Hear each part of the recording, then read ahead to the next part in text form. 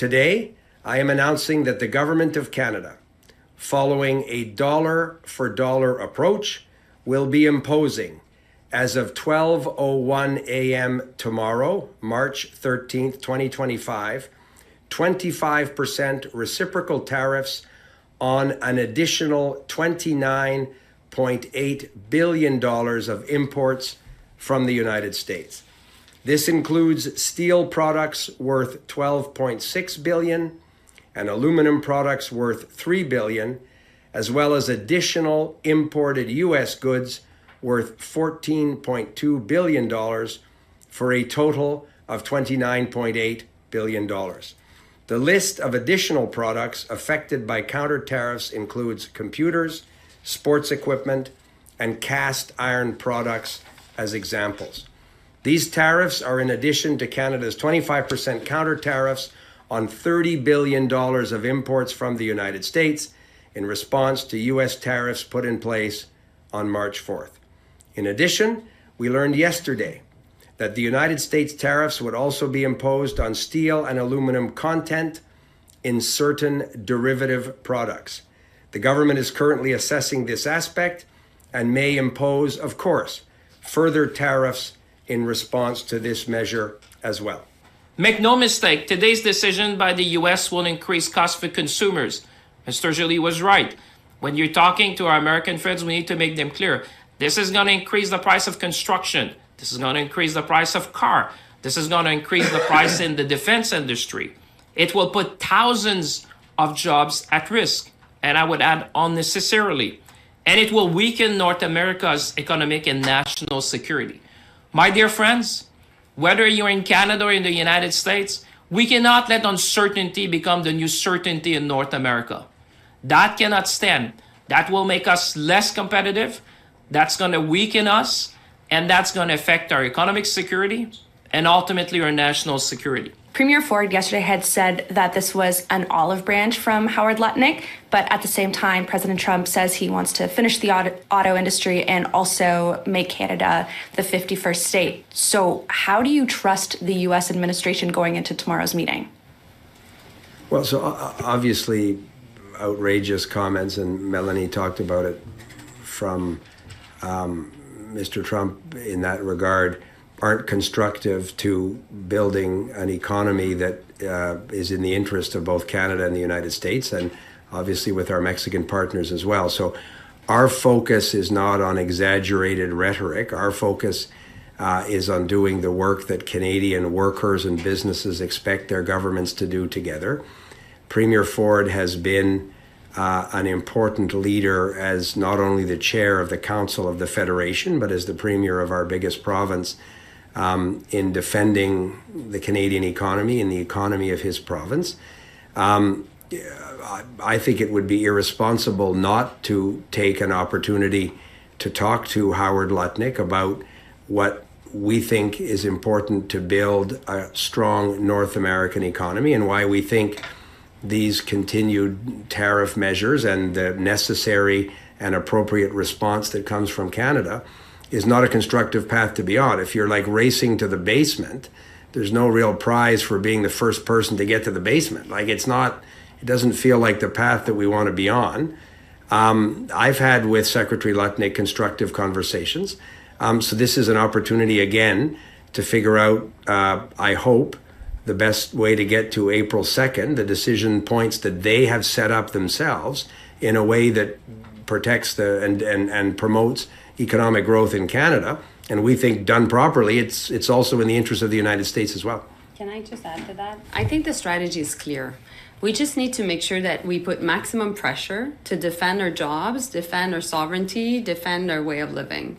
But meanwhile, as the team negotiating, we need to find off-ramps. And it is just the right thing to do. So we'll do both. That conversation with Howard Lutnick is important. The ones we have, and I'll have with Secretary Rubio as well. So we're doing that in the best interest of Canadians. Let me just add on the auto sector, because you touched something that will really, but that's going to affect hundreds of thousands of people in this country. Trust me, those who are watching are listening to that. those who are watching, we're going to fight for the auto sector every single day. I spoke to them and I say, Canadians have been there for you. Canadians have been there for the auto sector for decades since we had the auto pact. And these companies, most of them, have long-standing commitments to this country.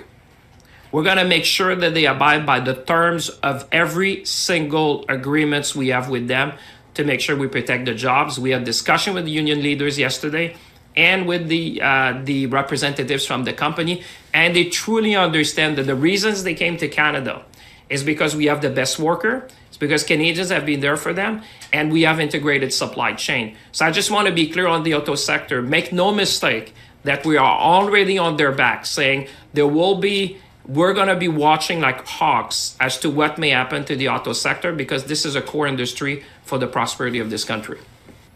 You talked about your ideas, but I'd like, since you're his now finance minister and frontline person dealing with it, what can Canadians expect in the weeks ahead? So obviously, technically, the premise of your question is not accurate. Mr. Carney will be sworn in with his cabinet sometime in the coming days, so I just don't want to accept the premise of those questions, and I certainly don't want to speak for our new boss. I think Mr. Carney has been quite effective in saying to Canadians that his government needs to take a firm response, a strong response. Your colleague talked about his public comments around a dollar-for-dollar response to these tariffs, which is what we're doing today. But I have every confidence that he's exactly the right leader at this moment to continue to take a tough, responsible, proportionate position with respect to these unjustified American tariffs, but also to lead the Canadian economy to a position where these tariffs are lifted and we have a stronger economy that's less dependent on this obviously unpredictable context. Can I add to that? Yeah. I think Mr. Carney is a serious person, a serious man, and he'll engage only if there are serious talks. And as a follow-up then, you talked about the need to find off-ramps, and yet you also talked about the need for Canada to use its levers to exert maximum pressure. And given that energy is such a powerful lever, to what extent are you prepared to put export tariffs on energy? We've received that question at nearly every single press conference since we've been dealing with these threats of tariffs. No, but listen, Tanda, I'm answering your question. And we've said from the beginning that there were two things. First, everything was on the table. And second, we needed to keep strong Canadian unity in the face of Americans being divided. And so that will be our strategy going forward, and as it has been since the past weeks. Tana, may I say, this is negotiation 101. We've been negotiating quite a bit in this country. We know how to negotiate. When you get in a negotiation with the Trump administration, we've been in that movie before in the last Trump administration. I don't think it'd be smart as a nation to start putting things off the table as you entering a negotiation 101. I'd suggest, if you read the heart of the deal, you'd realize that you're not coming to the table already brushing off a lot of things. I think, as Mélanie said, we've been very consistent, and I would be, we need to focus on the issues that are currently on the table. And our mission, I would say, when Dominic and I are going to go, and there'll be future meetings, this is just one of them.